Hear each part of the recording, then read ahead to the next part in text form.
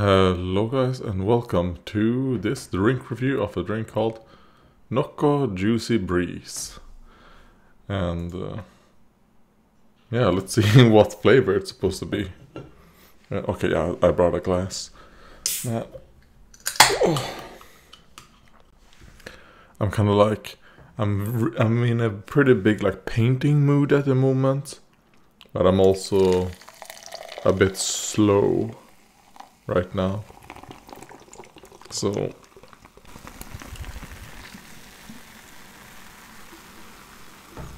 oh, is this a BCAA drink? It is. Alright, yeah, you can really smell that. Oh god. That does not bode well.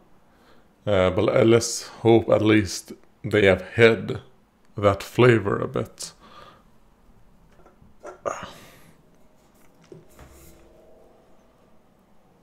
Yeah, no, that flavor, that smell of the BCAA kind of like overpowers what I think is kind of like a mango pineapple, maybe.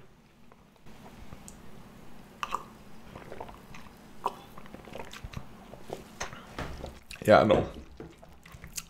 Man, what a mistake. It does not taste like pineapple. Maybe it's like mango with something else.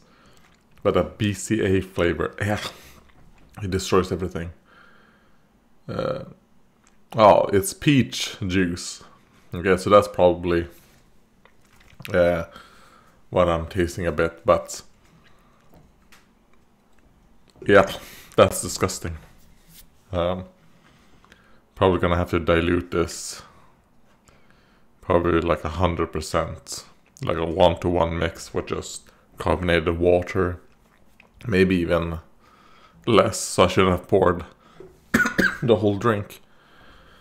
So yeah, that was awful. But I have actually done a lot that I'll save for tomorrow. Because I'm recording this on the 29th of August. September. There we go. 29th of September. So the hobby update is gonna come tomorrow, and I've actually done a lot. I've done a lot of building, just the base priming and all that has been pretty like I was about to say conductive. It's not conductive that I'm thinking of. Productive week when it comes to the hobby. Even though I haven't really painted my Blood Bowl orcs. But that's fine. Let's see. I also finished up with my Let's Play up on Garde. So that's gonna come out next month for non-members. It's just a 4-part Let's Play. And I do think, I do plan on my next Let's Play. Actually, I might do a game called, let's see, like I'm quite in the mood of making like a first-person shooter Let's Play. And the only real first-person, I tried to play a little bit of Borderlands, the pre-sequel thing. Horrific. I played it for like an hour. Oh man, this is shit. I hate it. Like all the good parts for me of the Borderlands, because I actually enjoyed Borderlands 1, 2, and 3. Those games. Even though 2 is my favorite. It's the one that will say it's like a general like great game. Then I think 1 and 3 are like good. When you play them like once. But I tried to play this pre-sequel one, and it's the story, like the characters that you meet in the first hour. You're kind of like, oh god, it's like a super flatterized. I mean, I should have recorded myself when I played it. I played it for an hour because I was kind of like thinking, like, okay, this is a game I'm gonna play while maybe like listening to a concert or something. But even hearing the Hololive girls sing on my second monitor. Whilst I was playing this game, I was still felt like, oh god, this, like, I left with like bad emotions. Like, yep, nope, we are uninstalling this. At least I got it for free. So anyways, so that made me go like, okay, I actually want to play a first-person shooter. So I might do one of Deathloop, a game. The concept of that seems pretty interesting. The game that I got, on the Epic when they gave it up free. And it does seem pretty interesting just reading the story, not the story, like the synopsis a bit of what the game is about.